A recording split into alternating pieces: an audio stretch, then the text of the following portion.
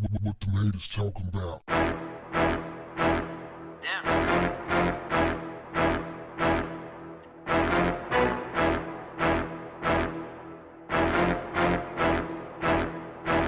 What's up, family?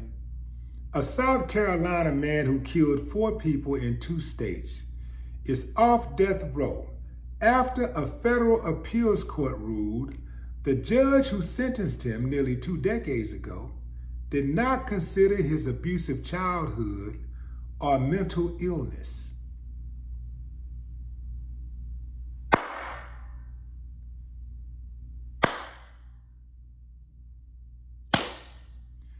That's not to celebrate dude possibly getting away with murder.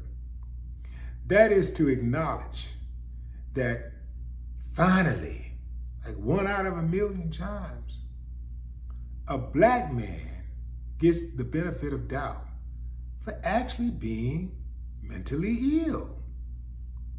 So what does this mean? It means the number of prisoners on South Carolina's death row has been cut nearly in half since the start of 2011, when the state carried out its last execution.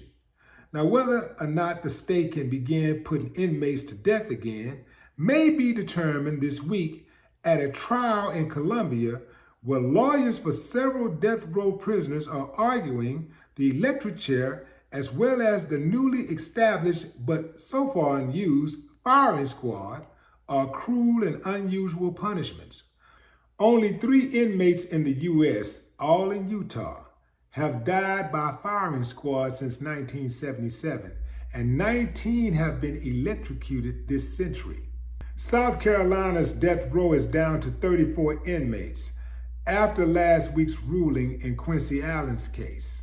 So what did Quincy do to deserve to be put on death row? Quincy was sent to death row in 2005 for killing a woman he picked up on a Columbia street with 3 shotgun blasts and a man during an argument he was having with a pregnant woman at the restaurant where he worked. While Allen was on the run following those South Carolina killings, he shot and killed 2 people at a convenience store in Surry County, North Carolina. Allen pleaded guilty in the state and was sentenced to life.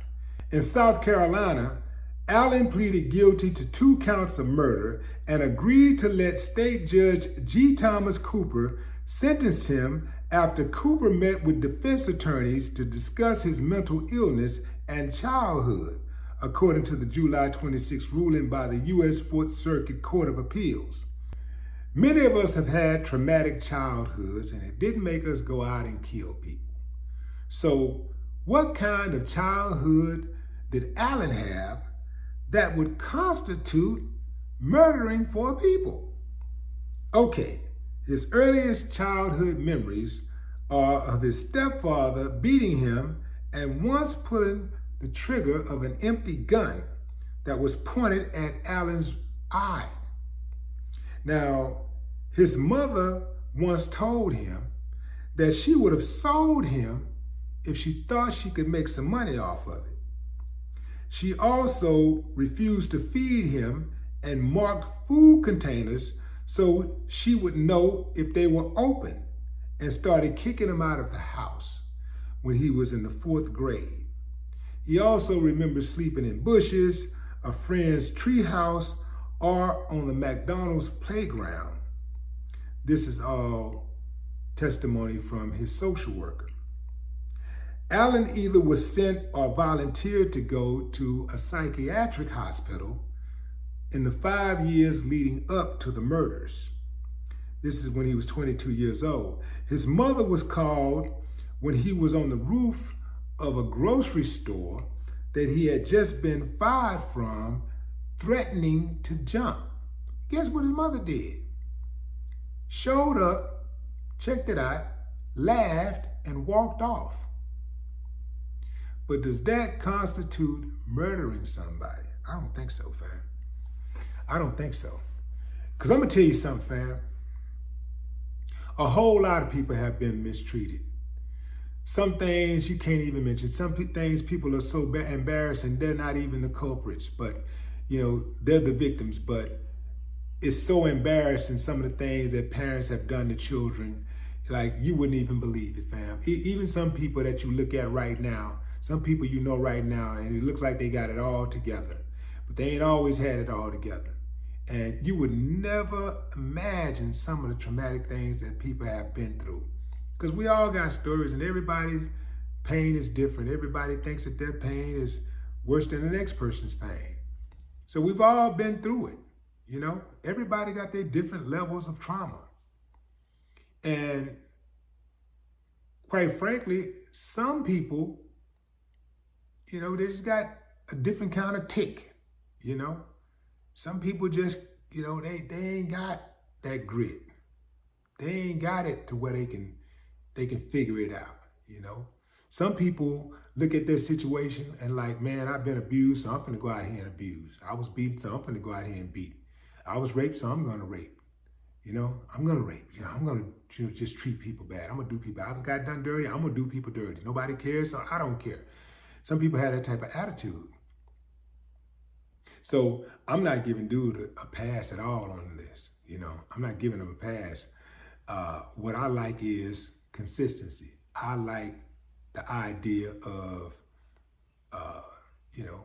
some type of fairness in this justice system, which we'll never get, ever, ever, ever. But, when you get just a little piece of it,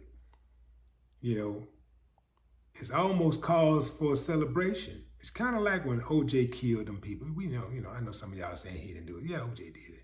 If he didn't do it, somebody, he was there. He knew something about it. He did it. Anyway, fam, a lot of people was not rooting because they was glad that OJ killed those people. They was just happy to see a black man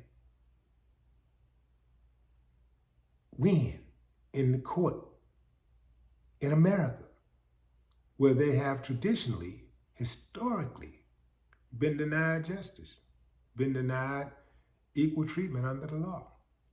That's all that was. So that's all this is.